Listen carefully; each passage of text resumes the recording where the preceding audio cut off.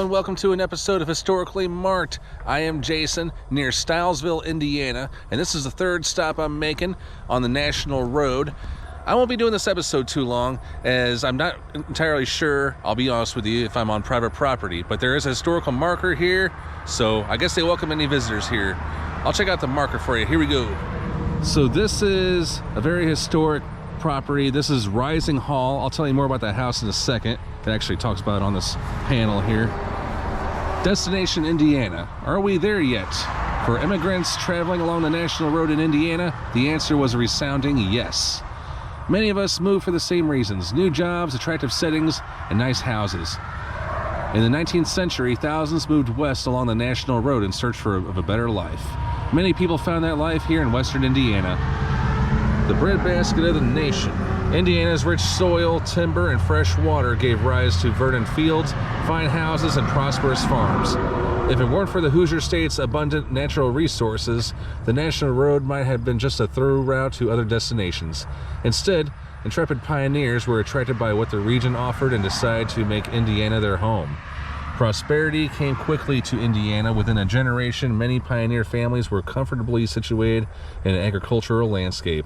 The farms produced an abundance of grain, vegetables, and livestock that were shipped to eastern markets via the National Road. Now we're going to talk about Rising Hall. The house in front of you, Rising Hall, was one of many stylish and well-appointed residences that lined the National Road, as raw materials brought about material wealth. As you travel the National Road today, it is difficult to imagine how many farms once dominated the landscape. Over the years, fallow fields have returned to forests or become new housing and shopping destinations. Rising Hall presents a glimpse of the working countryside of the past. Its elegant Italianate-style architecture and the surrounding landscape represent the prosperous farming era of Indiana. This is just a painting from the circa 1840s. John S. Moore's farm along the National Road. See that right there? Yep. Many people have just had to travel that. Those look like telephone poles. Surely they didn't exist back then. And then just Indiana agriculture pictures. And by the way, yes, this is Highway 40, also known as the National Road.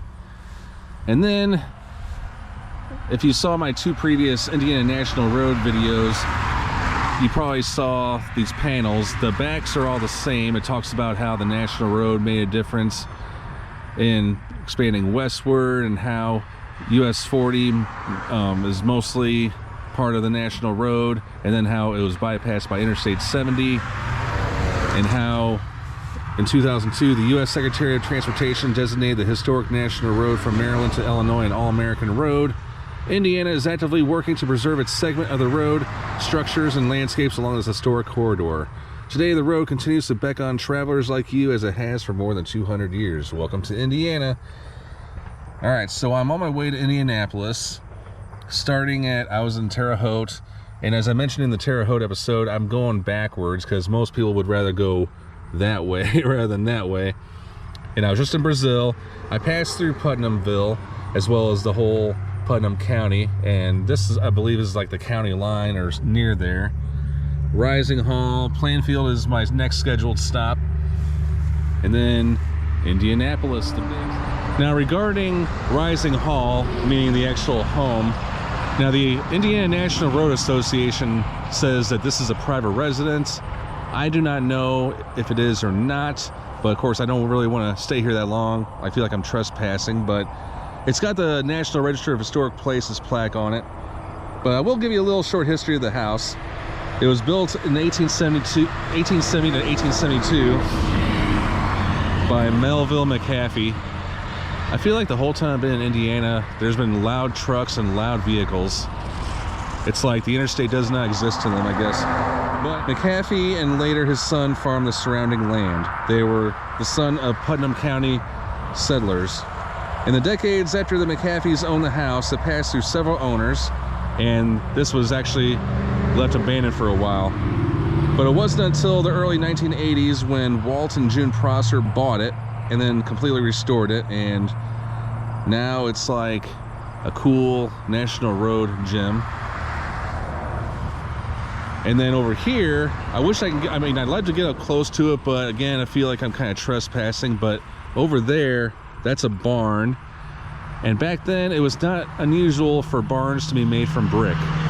That apparently was built in 1870, as it says up there. So yeah, I mean, I've never seen a barn look anything like that. All right, I am Jason, a Historic National Road episode coming to you outside Stilesville, Indiana. Sign off.